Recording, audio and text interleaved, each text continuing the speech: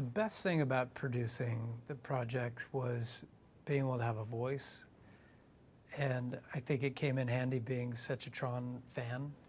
I was able to selfishly push and fight and, kick and yell and scream and make sure that, something like the 80s grid stayed intact.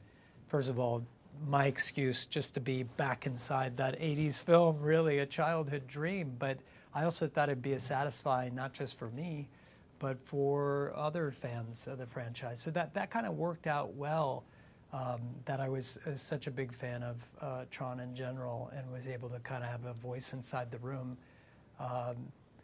And then just to do what, I always feel like my job is just to try to help make a better movie in whatever capacity that I can. There's nothing too small, no task too small or too big. Sometimes they try to get involved with, but also to recognize great talent like Joachim and to support Joachim and to, sometimes the best thing you can do is to get out of the way, even if you disagree, because guess what?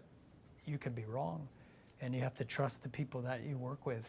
And that was, that's not always an easy thing for creative people to do, but it's an essential thing for creative people to do, especially when you collaborate.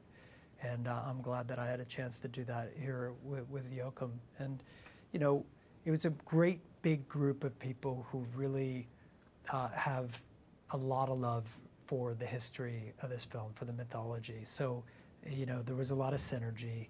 And it really just kind of a beautiful experience overall.